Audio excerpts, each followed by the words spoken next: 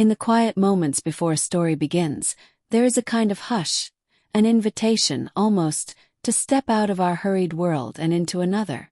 Today, welcome to a literary listening experience, where the written word is not merely read, but gently ushered into the ear with care, atmosphere, and emotional presence.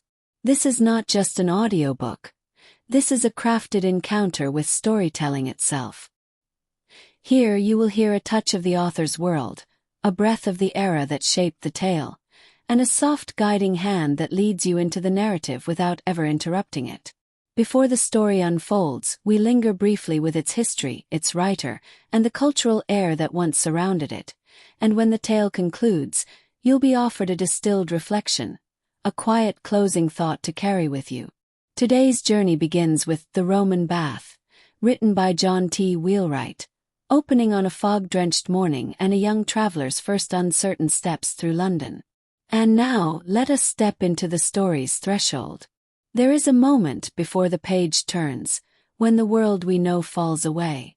In its place rises another time, shaped by soot-laden streets, pale winter fog, and the soft glow of coal-lit interiors.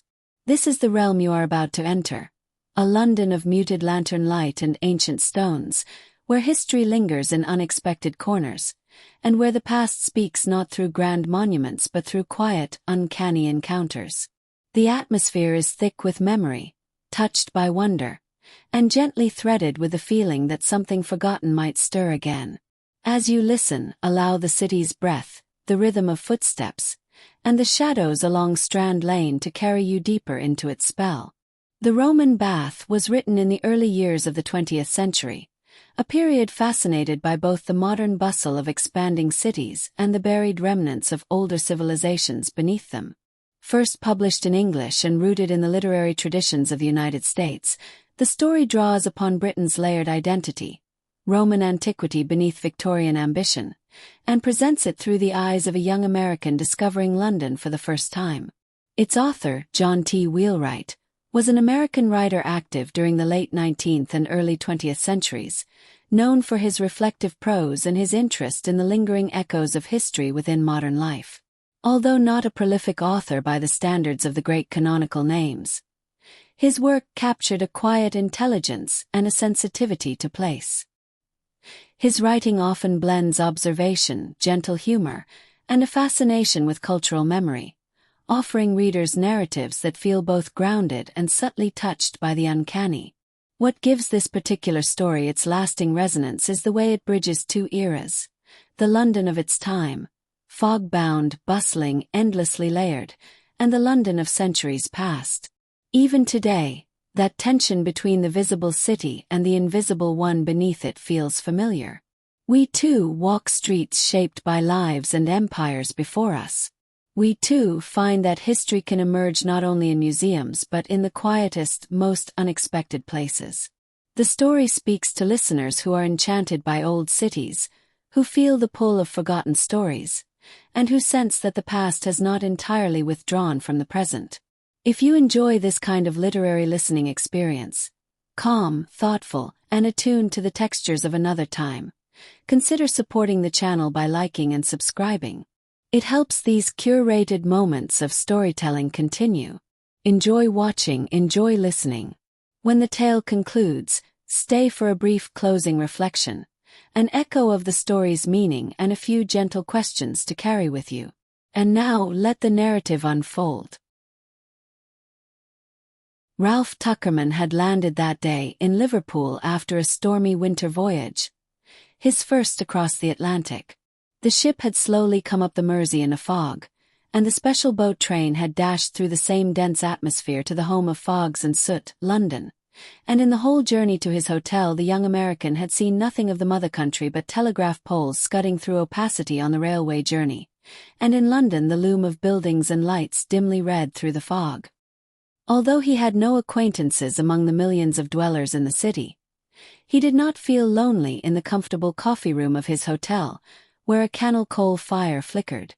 The air of the room was surcharged with pungent fumes of the coal smoke which had blackened the walls and ceilings, and had converted the once brilliant red of a Turkey carpet into a dingy brown, but the young American would not have had the air less laden with the characteristic odor of London, or the carpet and walls less dingy if he had had a magician's wand. The concept of a hotel in his native city of Chicago was a steel structure of many stories, brilliantly lighted and decorated, supplied with a lightning elevator service running through the polished marble halls which swooned in a tropical atmosphere of steam heat emanating from silvered radiators. So it was no wonder that the young man felt more at home in this inn in old London than he had ever felt in an American caravansary. The shabby waiter who had served him at dinner appeared to him to be a true representation of the serving man who had eaten most of David Copperfield's chops, and drained the little boy's half-pint of port when he went up to school. It may be that Tuckerman's age protected him from any such invasion of his viands, but in justice to the serving man it seems probable that he would have cut off his right hand rather than been disrespectful to a guest at dinner. After the cloth was removed, Tuckerman ordered a half-pint decanter of port out of regard for the memory of Dickens, and sipping it, looked about with admiration at the room with its dark old panels. Comfortable as he felt after his dinner, he could not help regretting that he had not had with him his old friends Mr. and Mrs. Micawber and Traddles to share his enjoyment, the guests whom Copperfield entertained when Mr. Micawber with more shirt collar than usual and a new ribbon to his eyeglass, Mrs. Micawber with a cap in a whitey brown paper parcel, Traddles carrying the parcel and supporting Mrs. Micawber on his arm, arrived at David's lodgings and were so delightfully entertained. He wished that he could see Micawber's face shining through a thin cloud of delicate fumes of punch, so that at the end of the evening Mr. and Mrs. Micawber would feel that they could not have enjoyed a feast more if they had sold a bed to pay for it. These cheery spirits seemed to come back to him from the charming paradise where they lived to delight the world for all time, and it seemed to him that he could distinctly hear Mr. Micawber saying, "We TW have rin about the Bray, and PU'd the gowans fine," observing as he quoted, "I am not exactly aware what gowans may be, but I have no doubt that Copperfield and myself would frequently have taken a pull at them if it had been possible." His modest modicum of port would have seemed a poor substitute to the congenial Micawber for the punch. Finally he went up to bed, delighted to be given a bedroom candle in a brass candlestick, and to find on his arrival there that the plumber had never entered its sacred precincts, for a hat tub on a rubber cloth awaited the can of hot water, which would be lugged up to him in the morning, the four-post bedstead with its heavy damask hangings, the cushioned grandfather's chair by the open fireplace, the huge mahogany wardrobe and the heavy furniture, all were of the period of 1830. Back to such a room Mr. Pickwick had tried to find his way on the memorable night when he so disturbed the old lady whose chamber he had unwittingly invaded. So impressed was the young American with his transference to the past that his stem-winding watch seemed an anachronism when he came to attend to it for the night. He settled down into the big armchair by the fire, having taken from his valise 3 books which he had selected for his traveling companions: Baedeker's London Guide, the Pickwick Papers, and David Copperfield. The latter was in a cheap American edition which he had bought with his schoolboy's savings, a tattered volume which he knew almost by heart, which, when he took it up, opened at that part of David's personal history and experience where his aunt tells him of her financial losses, and where he dreamed his dreams of poverty in all sorts of shapes, and as he read, this paragraph flew out at his eye. There was an old Roman bath in those days at the bottom of one of the streets out of the Strand, it may be there still, in which I have had many a cold plunge. Dressing myself as quickly as I could, and leaving Peggotty to look after my aunt, I tumbled head foremost into it, and then went for a walk to Hampstead. I had a hope that this brisk treatment might freshen my wits a little. Ralph's sleep in the old bed was unquiet. He was transported back into the England of the old coaching days, and found himself seated on the box seat of the Ipswich coach, next a stout, red-faced, elderly coachman, his throat and chest muffled by capacious shawls, who said to him, "If ever you are attacked with the gout, just you marry a widder as had got a good loud voice with a decent notion of using it, and you will never have the gout again." Then suddenly the film of the smart coach, with passengers inside and out, faded away, and Ralph found himself drinking hot brandy and water with Mr. Pickwick, in a room of a very homely description, apparently under the special patronage of Mr. Weller and other stage coachmen, for there sat the former smoking with great vehemence. The vision flashed out into darkness. Then came deep, early morning sleep from which a sharp knock at his door aroused him, and a valet entered with a hot water can and a cup of tea, saying, "Beg pardon, sir, 8 o'clock, sir, thank you, sir." Ralph's first inclination was to say, "Thank you," but he restrained himself from this in time to save upsetting the foundations of British social life, and instead he asked, "What kind of a morning is it?" "Oh, sir, thank you, sir, if I should say that it is a nasty morning, sir, I should be telling the truth indeed. Foggy and raining, sir, thank you, sir." All the time he was quietly taking up Ralph's clothes, which were scattered in convulsions around the room. "Shall I not unpack your box, sir?" asked the valet. Ralph stopped from sipping his tea to nod assent, and the man proceeded with the unpacking with a hand which practice had made perfect. "This is my first morning in London," observed Ralph. The valet pretended not to hear him, being unwilling to engage in any line of conversation which by any chance could take him out of the station in life to which he had been called. "What is your name?" finally asked the American. "Postlethwaite, sir, but I answer to the name of Enery." "Well, Enery, did you ever hear of a Roman bath in a little street off the Strand?" "A Roman bath, sir, in a little street off the Strand, sir? No, sir, thank you, sir, my word, sir, the Italians never take baths, sir." "They used to take them, Enery, and my guidebook says that there is one of theirs to this day in Strand Lane." The valet was silent as he continued his unpacking and arranging of Tuckerman's clothes, and the latter felt a little uncomfortable as this proceeding went on, for he was conscious of the inadequacy of his outfit, not only in the eyes of an English servant, but in his own, for he had purposely travelled light, intending to replenish his wardrobe in London. But the well-trained servant treated the worn-out suits and frayed shirts with the utmost outward respect as he folded them up and put them away in the clothes-press. An hour later, on the top of a bus, Ralph sat watching the complicated movement of traffic in the London streets, directed by the helmeted policeman. It was before the days of the motor car. An endless stream of omnibuses, drays, hansoms and four-wheelers, even at that early hour in the morning, was pouring through the great artery of the heart of the world. This first ride on a London bus and the sights of the street traffic were inspiring, but familiar to the mind's eye of the young American. The Thames, alive with barges and steamers, the smoke-stained buildings, the processions of clerks, the crossing and sweepers, the smart policemen, the cab drivers, the draymen. He knew from Leech's drawings, and he was on his way, marvellous to relate, to the oldest work of man in the city, in which the water flowed as it had been flowing ever since London was Londinium. He got off the bus at Strand Lane and found a little way down the street the building he was looking for. It was a commonplace brick structure, the exterior giving no hint of its contents. A notice was posted on the black entrance door, stating the hours at which the bath was open to visitors. Ralph found out that he had 15 minutes to wait before he could plunge head foremost into the pool. He walked somewhat impatiently up and down the street, finding the waiting unpleasant, for although it was not raining hard, the mist was cold and disagreeable.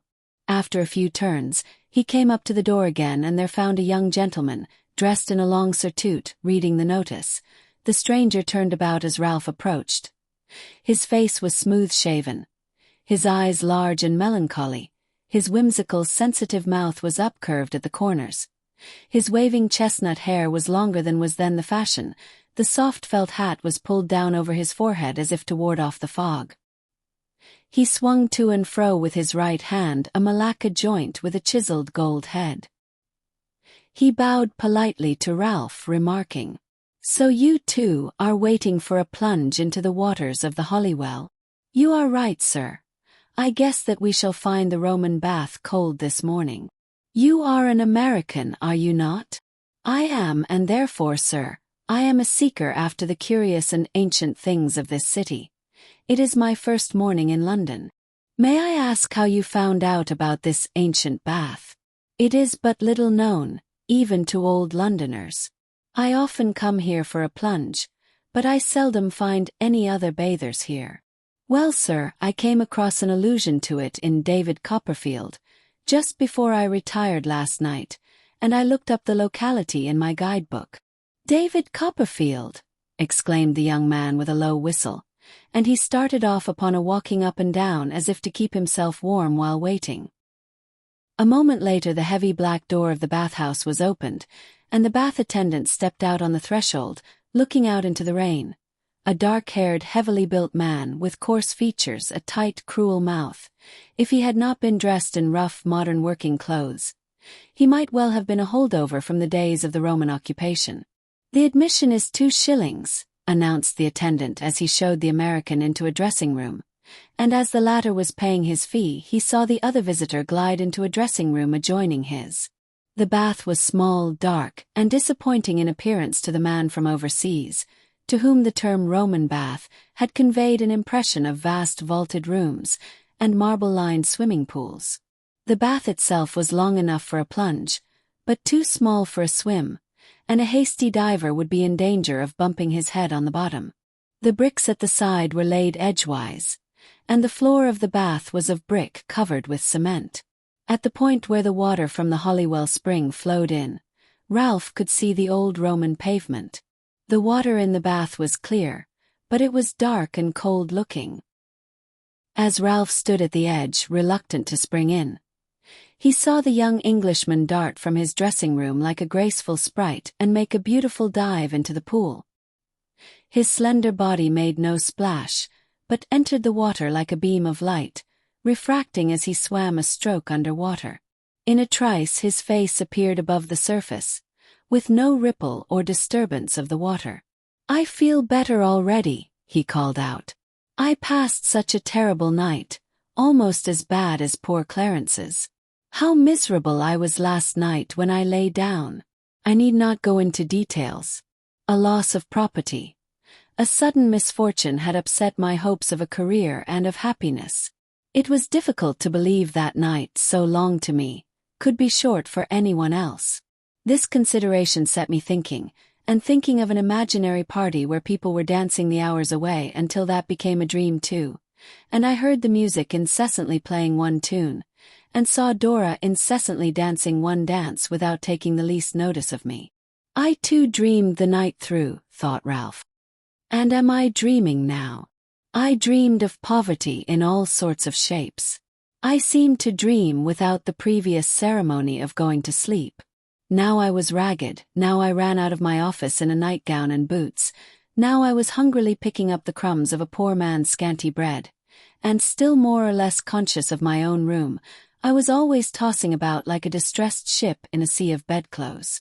But come, my friend, plunge in, for if you passed any such night as mine, the clear cold water of Holywell Spring has marvelous healing properties, and it will freshen your wits for whatever the day may bring for them to puzzle over. As he spoke he drew himself up on the opposite side of the bath from Ralph, and watched the latter as he took a clumsy header, his body striking the water flat, and sending great splashes over the room. When Ralph, recovering from his rude entrance into the water, looked for the other bather, he was gone. The cold water did not invite a protracted immersion, so that Ralph scrambled hastily out of it, and after a rub with a harsh towel, put on his clothes. Then he noticed that the door of the stranger's cubicle was open. He looked into it to say good-bye to his chance acquaintance, but it was empty, and in the corner he saw the Malacca cane with the gold head. He picked it up and carefully examined it. The head was of gold in the form of a face, eyes wide open, spectacles turned up on the forehead. "Great Caesar's ghost!" exclaimed Ralph. "Old Marley!" The attendant just then appeared. Ralph handed him the cane, saying, "I found this cane in the other gentleman's dressing room." The attendant stared at him and said gruffly, "None of your larks, sir. There wasn't no other gentleman, and that's no cane. It's my cleaning mop that I get under the seats with." There are stories that end with a door closing, and there are others that end with a faint breath, an echo that lingers even after the final word has passed. The Roman bath belongs to the latter. When the narrative slips into silence, It leaves behind a tapestry of layered emotions. A quiet longing for clarity, a muted ache of curiosity, a faint tremor of wonder, and a soft shadow of disquiet. These emotions coexist rather than resolve. There is tenderness in the young traveler's openness to the unfamiliar, and yet a sadness in the thin line between connection and illusion. There is hope in the possibility that ancient places still hold meaning, and futility in realizing that meaning may never fully reveal itself. And perhaps most potently, there is the strange mixture of fear and fascination that arises when the past brushes against the present in a way that feels both intimate and unreachable. The story ends, not with an answer, but with a sensation, one that rests quietly at the edge of the listener's mind. At the heart of the tale lies a distilled anecdote, the kind that does not ask to be explained so much as felt. A traveler steps into a forgotten corner of a great city and, for a moment, touches something older than himself, something that flickers between history and imagination. The essence is not the event, but the encounter, a brush with the uncanny that feels as personal as memory and as vast as time. It is the moment when an ordinary morning becomes charged with symbolic weight, when the boundaries of what is real loosen just enough to let the extraordinary slip through. On a deeper level, the story speaks to universal truths about longing and perception.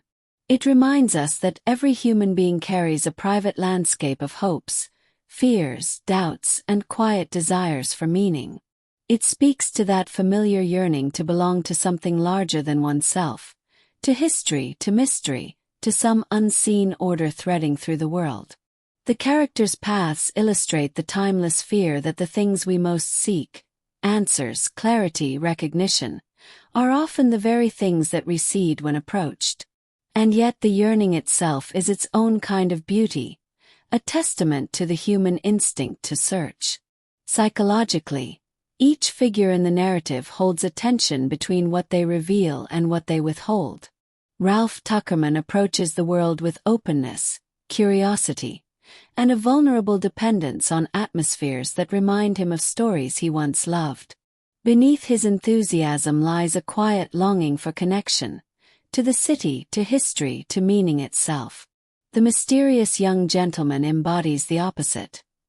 He is a figure of fleeting presence, a being who seems carved out of secrecy, melancholy, and the unspoken. Both characters stand at a crossroads between skepticism and belief, between the comfort of rational explanation and the seduction of the inexplicable. What they surrender and what they cling to, certainty, identity, self-perception, is what shapes the emotional core of the story. Much of the tale's power lies in the author's craft. Wheelwright leans into atmosphere rather than exposition, allowing fog, stone, and water to speak where dialogue remains sparse. Silence becomes a tool. Pacing becomes a kind of breath. The tension is not driven by events but by tone, the slow build of ambiguity, the subtle anticipation that something meaningful hovers just beyond articulation. The story's structure mirrors the city it portrays, layers of eras, memories, and half-buried truths.